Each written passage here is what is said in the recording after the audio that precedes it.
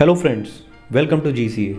Hope you all are doing good. So today the video is regarding India-Afghanistan relations, and along with it I will also discuss the Taliban issue.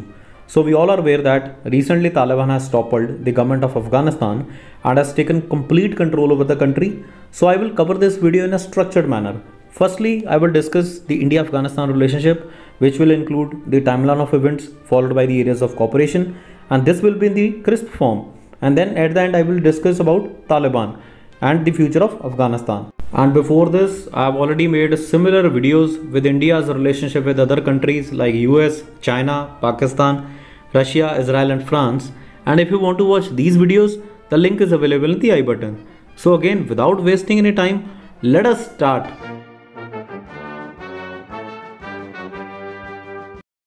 So India and Afghanistan shared strong relations, which is not limited to government level, but also based on historical facts and cultural exchanges. So these relations can be traced back to January 1950, when a 5-year treaty of friendship was signed between both the countries, and India was the only South Asian country to recognize the Soviet-backed Democratic Republic of Afghanistan in the 1980s, and also supported the USSR military presence in Afghanistan. And apart from all these, India also provided humanitarian assistance to President Nazibullah government in Afghanistan.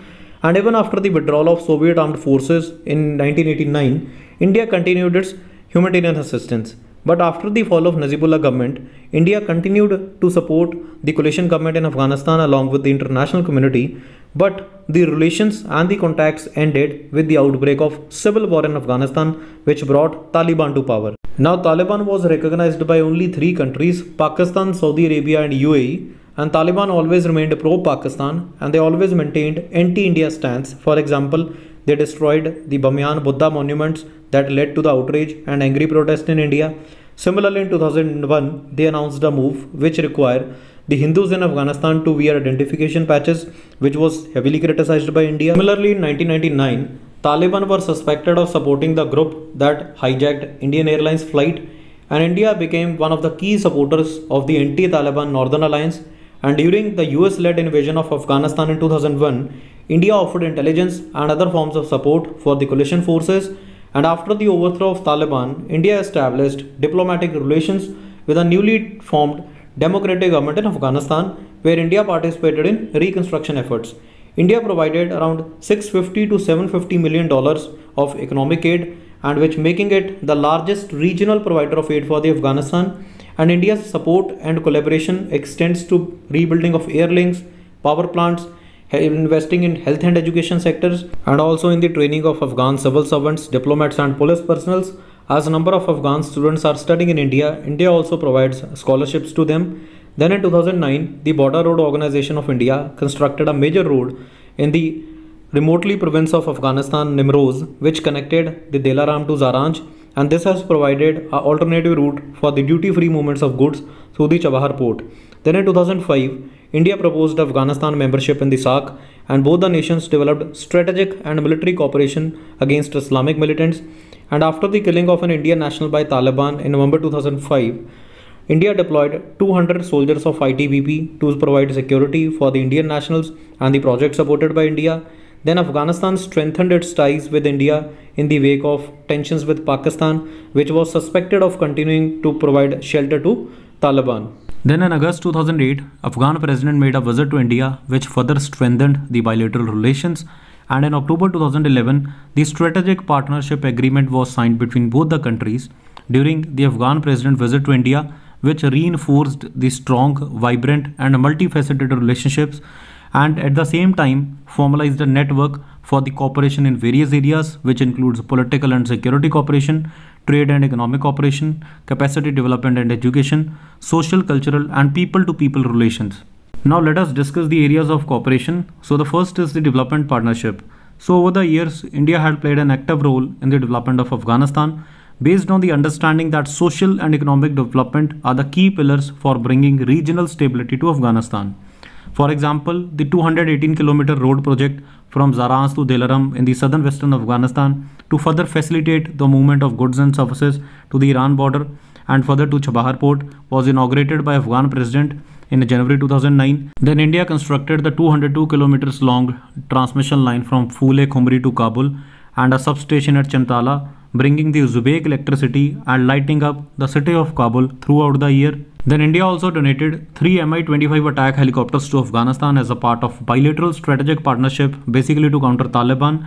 Then in the month of December 2015, Indian PM made a visit to Afghanistan to open the newly constructed Afghan parliament which had been built by India. Then in June 2016, PM Modi and Afghan president inaugurated the $290 million Salma Dam with the capacity of 42 megawatt of power and which also provides irrigation for 75,000 hectares of land. And this Salma Dam is also known as India-Afghanistan Friendship Dam. Then under humanitarian assistance, India supplies 100 grams of high-protein biscuits every day to each of nearly 2 million school children in 33 provinces of Afghanistan. And the Indian medical missions in the 5 major cities of Afghanistan are providing free medical consultations and medicines to over 30,000 Afghans every month. Then another innovative program was executed by Indian NGO Seva, which built a women's vocational training center in Bagh-e-Zamina in Kabul, which basically provides training for the Afghan women, especially the war widows and orphans, in various sectors like garment making, nursery plantation, food processing and marketing. Then agriculture being the key for the development of Afghanistan, India announced at London conference in 2010 100 fellowships for the masters and the PhD programs for existing faculty and another 200 for the fresh graduates every year. Then India also encouraged Afghanistan efforts at capitalizing on its unique geographical location at the heart of Asian continent by supporting regional initiatives like Istanbul Process and RECA. So let us now discuss the economic and strategic interest of India, that is the importance of Afghanistan for India. So the first is Afghanistan's geographical location, because Afghanistan is a gateway to Central Asian countries which are oil and mineral rich, and at present we do not have direct access to Central Asian countries because the part of the Jammu and Kashmir which is illegally occupied by Pakistan, known as Pakistan occupied Kashmir, is under the possession of Pakistan. Over the years, Pakistan has denied India access to Central Asia, and along with it, safeguarding Indian investment and personnel in Afghanistan is also one of the important factor for India, as Indian investment in Afghanistan amounts to around $3 billion. And now Taliban has taken control over Afghanistan, so these investments are wiped out and will be of no use. So all India's efforts to rebuild Afghanistan from last many years went in vain. So now let us discuss the Taliban issue. So talking about the Taliban issue, so the word Taliban means students in Pashto language, and they are the refugees of Afghan civil war and are mainly located in the Pashtun held areas of Pakistan and Afghanistan, and they were educated mainly in madrasas which were financed by Saudi Arabia, and these Taliban fighters have strength between 75,000 to 80,000. Now let us understand in short the timeline of events in Afghanistan to understand the emergence of Taliban. So it all started in 1979 when Soviet army entered Afghanistan, and in order to counter it, US waged an anti-communist war by financing the Afghan Mujahideen who were in Pakistan, and after this more than 8 million Afghans flee to Pakistan and Iran. Then in the next year in 1980, the Operation Cyclone was launched by CIA, under which they provided weapons and money through the Pakistan dictator Muhammad Zia-ul Haq, who calls all the Muslim countries to send volunteers to fight in Afghanistan, and Osama bin Laden was one of the volunteers. Then in 1983, the US president met with Mujahideen leaders and called them freedom fighters at the White House, and US also provided Mujahideen with weapons like shoulder-held anti-aircraft Stinger missiles, which changed the course of war. Then by 1989, the Soviet army was completely expelled out from Afghanistan. Then in April 1992, the Mujahideen groups, they entered Kabul, and they failed to sign a power sharing agreement between them, and they spent 4 years fighting one another, and after which Kabul was destroyed and nearly 50,000 people were killed. Then in 1994, the Taliban emerged in South Kandahar, taking over the province, and they set up a rule adhering to strict interpretation of Islam. And in 1996, Taliban captured the capital Kabul after sweeping across the country, and they also hanged Nazibullah and his brother. Then in March 2001, Taliban dynamites the world's largest standing Buddha statues in Bamiyan province, which was a global shock. And after 9/11 attacks, US gives Mullah Omar an ultimatum: hand over bin Laden and dismantle militant camps or prepare to be attacked, but Taliban leader refused. And finally in October 2001, a US-led coalition launched an invasion of Afghanistan, and Taliban were removed from power. So during the rule from 1996 to 2001, Taliban committed atrocities against Afghan civilians, denied UN food supplies to 160,000 starving civilians, and they also banned activities and media including paintings, photography and movies, and Taliban imposed strict Islamic laws preventing women from attending school, banning women from working, and women must be accompanied by a male relative and they must wear a burqa all the times when in public, and if anyone broke the law, they were publicly executed. And after the Taliban was overthrown by US in 2001, the democratic government was formed in Afghanistan and the rebuilding of Afghanistan began. Then again in 2015, Taliban surged. They started carrying out daily attacks targeting Afghan civilians and US forces, and they seized nearly half of the country. Then in September 2018, Donald Trump made an election promise that he will pull out US troops from Afghanistan, and because of which he appointed a veteran Afghan American diplomat as a negotiator with Taliban. Talks go through 2019, but Taliban refused to negotiate with the Kabul government and they escalated attacks. Then in August 2019, Taliban carried out a suicide bombing at a wedding in neighborhood of Kabul. And in February 2020, the US and Taliban they signed a deal in Doha, setting a timetable for the withdrawal of around 13,000 US troops who were still in Afghanistan. Then from the period of September 2020 to February this year, Taliban and Afghan government opened negotiations in Qatar, which went for several sessions but were finally stalled with no progress. Then in April this year, the President of USA Joe Biden he gave a statement that the remaining 3,500 troops will be withdrawn by September this year. And from May this year, Taliban started to gain more on ground. Like they started capturing major districts in Afghanistan, and Afghanistan president he gave a statement that around 10,000 jihadists from Pakistan have entered Afghanistan, and Pakistan Air Force warned Afghanistan government to act against Taliban. And the tensions between Pakistan and Afghanistan gained momentum after US military they started leaving Afghanistan, and Taliban terrorists they initiated capturing the area again. So Taliban is basically pro-China and pro-Pakistan, and now India's investment in Afghanistan will be of no use. And Taliban has warned India last month that they should remain impartial on Afghan issue. On the other side, Afghanistan government had sought India's assistance, and in turn, Taliban warned Indian military. And recently there was an incident when Taliban removed the flag of historic Sikh Gurdwara and tied it to a tree, which was openly criticized by India. And finally on 15th of August, Taliban entered Kabul and Afghanistan government surrendered. The number of workers fled government offices, and now there will be a Taliban-backed government in Afghanistan. And after the capturing of Kabul by Taliban, mass evacuation is taking place where the number of countries are closing their embassies and many are calling their diplomats back.